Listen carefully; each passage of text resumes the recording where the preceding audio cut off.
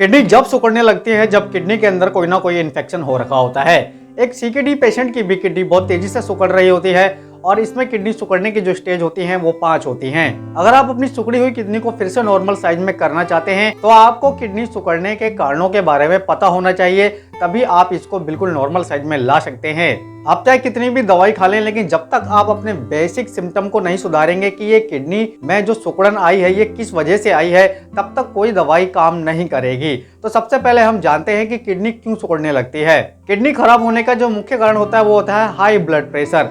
जब high blood pressure रहता है तो जो हमारी नसें होती हैं उसके अंदर खून बहुत गति से दौड़ रहा होता है और ये खून हमारी किडनी में जब फिल्टर के लिए जाता है तो ये किडनी को बहुत तेजी से क्षतिग्रस्त करता है। इसका कारण होता है खून की स्पीड। खून बहुत तेजी से दौड़ रहा होता है, जिसका भी ब्लड प्रेशर 150 के ऊपर रहता है, उसकी नसों में खून बहुत तेजी से दौड़ रहा होता है, जिसकी वजह से किडनी के नेफ्रॉन डैमेज हो रहे होते हैं और किडनी भी अपना आकार धीरे धीरे खो रही होती है और वो छोटी होती जा रही होती है। जिस भी पेशेंट का शुगर का लेवल बढ़ा हुआ रहता है उसको ग्लूकोज ज्यादा बनता है और वो जो भी कोई चीज खाता है वो चलता फिरता नहीं है और उसकी बॉडी में शुगर दिन पे दिन बढ़ते जा रहा है, उसको डायबिटिक है, तो ऐसे पेशेंट की भी किडनी देखी जाती है कि सिकुड़ने लग जाती है। शुगर बढ़ने के कारण उसको हाई ब्लड प्रेशर की भी बीमारी हो जाती है, जिसकी वजह से किडनी बहुत तेजी से सिकुड़ रही होती है। शुगर और हाई ब्लड प्रेशर सबसे बड़ा कारण है किडनी को सिकुड़ने का।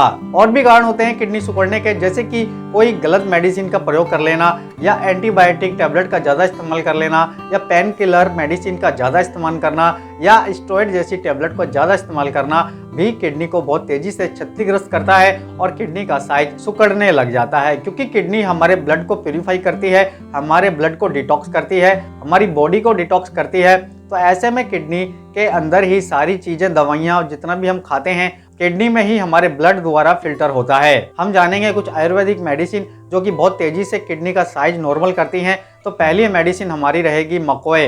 फ्रेंड, मकोए का अर्क भी आप ले सकते हैं 20 ml सुबह, 20 ml शाम को खाना खाने से पहले।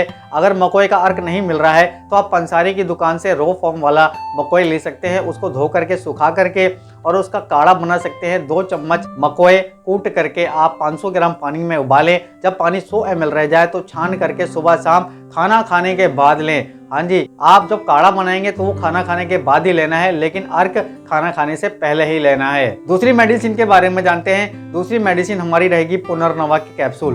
पुनर्नवा के कैप्सूल किडनी को फिर से पुनर्जीवित करते हैं, किडनी में चलने वाले इन्फ्लामेशन को रोकते हैं और किडनी में इन्फेक्शन जो हो रखा है उसको क्योर करते हैं। तो आप किसी अच्छे ब्रांड के पुनर्नवा के कैप्सूल ले सकते हैं। 2 कैप्सूल आप खाना खाने के बाद खाएं, 2 कैप्सूल आप रात को खाना खाने के बाद खाएं। आप कुछ दिन में देखेंगे कि आपकी किडनी का जो साइज है वो नॉर्मल होने लग जाएगा।